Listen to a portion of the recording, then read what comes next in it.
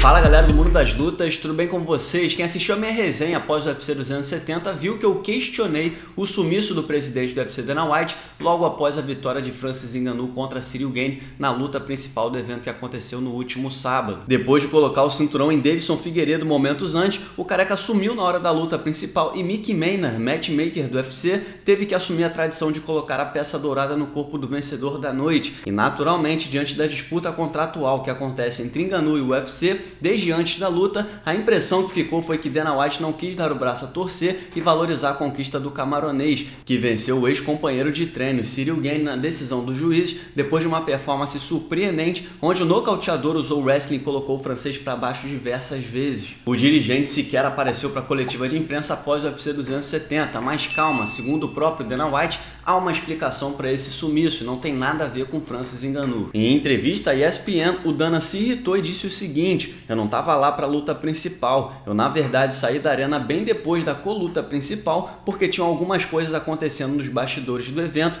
e eu tive que lidar com isso. Mas alguém pensar que isso foi uma demonstração de desrespeito a Francis? Pô, eu vi o Francis a semana toda, seus idiotas, eu apertei sua mão, eu disse oi para ele, eu tive lá para as encaradas o tempo todo. Para quem acha que eu estava desrespeitando o Francis, eu também não estava lá para ver Michael Bisping versus Rocky Road, porque eu estava lidando com algumas coisas. Eu corri dos bastidores e esqueci até meu terno. Eu fui só de camisa colocar o cinturão no Bisping, mas dessa vez eu não pude colocar o cinturão no Francis. Só houve uma vez que eu saí da arena por causa de uma luta e eu deixei isso bem claro. Eu apareci na coletiva de imprensa e falei exatamente por que eu sumi, e foi em Abu Dhabi com Anderson Silva na luta com Demian Maia. Então tá aí a resposta que vocês queriam. É verdade que quando Michael Bisping se tornou o campeão dos médios ao nocautear Luke Rocky Road, o careca tava esbaforido e sem terno na hora de colocar o cinturão no lutador inglês. E de fato, para quem não se lembra, o Dana White se recusou a terminar de assistir Anderson Silva versus Demian Maia no UFC 112, tamanho constrangimento que foi ver a postura do brasileiro na disputa de cinturão dos médios.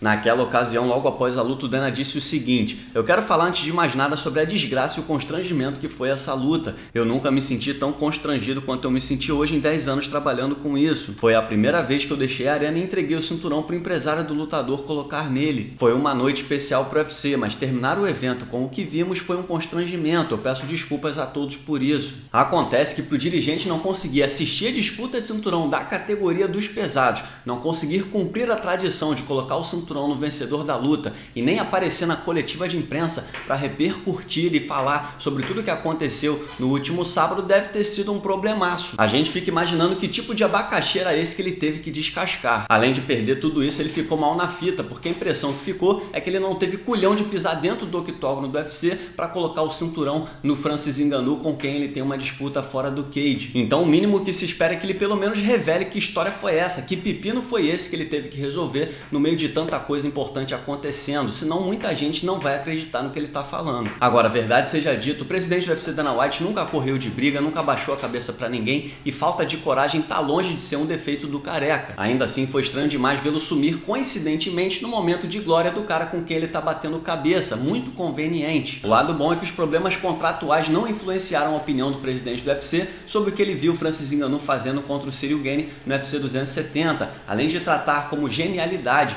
a estratégia usada pelo Ngannou para bater o ex-companheiro de treinos. Ele ainda viu lá na frente, ainda projetou uma possível luta contra John Jones, entre Francis Ngannou e John Jones, como o próximo passo do atual campeão absoluto da categoria. Eu acho que a luta foi um choque, eu acho que ninguém esperava ver o Francis usando wrestling. Durante a luta eu fiquei surpreso e depois da luta eu achei genial. Eu não posso garantir isso, mas eu apostaria que o Ciryl Gane quase não treinou wrestling para essa luta, então o Francis foi brilhante. Eu acho que outra grande luta, se for possível de fechar, seria John Jones versus Francis Ngannou. Vale lembrar que a vitória do Francis Ngannou contra o Ciryl Gane no UFC 270 representou a última luta do contrato do camaronês com a organização. Então, a partir de agora, eles vão sentar para negociar ou a renovação do seu contrato ou para bater o martelo sobre o desligamento do campeão do evento. E lembrando também que a Stake é patrocinadora do canal Encarada, então quem quiser começar a temporada fazendo uma boa aposta e ganhando dinheiro, é só correr para o primeiro link da descrição e usar o código Encarada. Tem várias lutas muito importantes chegando, então corre lá agora. Mas e aí, eu quero saber a opinião de vocês. O que vocês acharam da desculpa do presidente do UFC Dana White